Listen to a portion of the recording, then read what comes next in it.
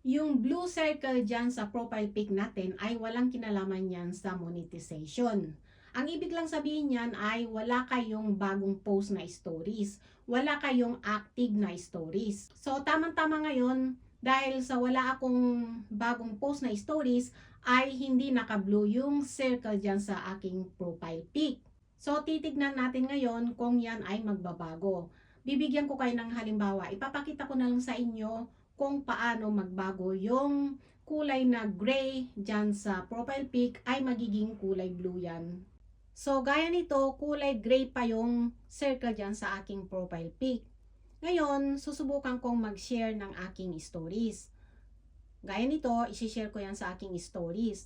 Kapag nagkaroon na ako ng bagong post, yung active na stories ay mapapalitan na yung gray. Magiging kulay blue na yan. So, ayan, nagkulay blue na yung circle dyan sa profile pic ko. Balikan naman natin yung profile pic ko. Gray pa yan, pero kapag ni-refresh mo ay napalitan na yan ng kulay blue. So, yan lang ang ibig sabihin yan.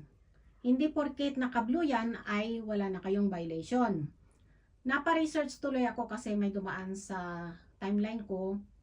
May nagsabi na kapag naka-blue daw yung circle dyan sa iyong profile pic, ang ibig sabihin niyan ay healthy yung account mo, na wala kang violation. So, ayon sa pag-research ko ay walang kinalaman yung blue circle dyan sa inyong profile pic. May mga iba't ibang kulay kasi dyan sa profile pic. Mayroong blue, mayroong gray at mayroong pula.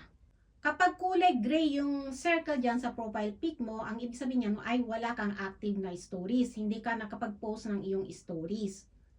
Kapag kulay blue naman, ayun na nga.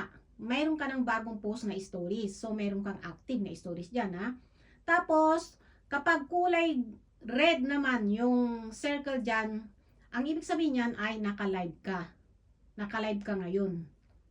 Tapos, yung sinasabi nila na kulay green, walang kulay green dyan, hindi nagkukulay green yung circle dyan sa profile pic. Ang meron lang ay yung dot.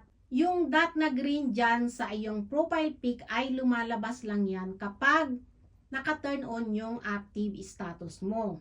At hindi yan makikita ng iba. Hindi yan makikita ng kaibigan mo, ng followers mo, kapag hindi rin naka-turn on yung active status nila. Kailangan pareho kayong naka-turn on. So, kapag naka-turn on yung active status mo at yung active status nila ng mga kaibigan mo o yung mga followers mo ay makikita din nila at makikita mo din yun. So, ayan na. Ngayon, malinaw na sa inyo ngayon kung ano ang ibig sabihin ng blue na circle dyan sa ating profile pic. So, kung sakaling nakatulong ang tutorial ko sa'yo, ay pwede nyong i-share ito para naman malaman ng iba. At i-follow nyo na rin ako para naman ma-update kayo sa mga bagong tutorial ko. Maraming salamat at sana nakatulong sa inyo ang tutorial ko ngayon.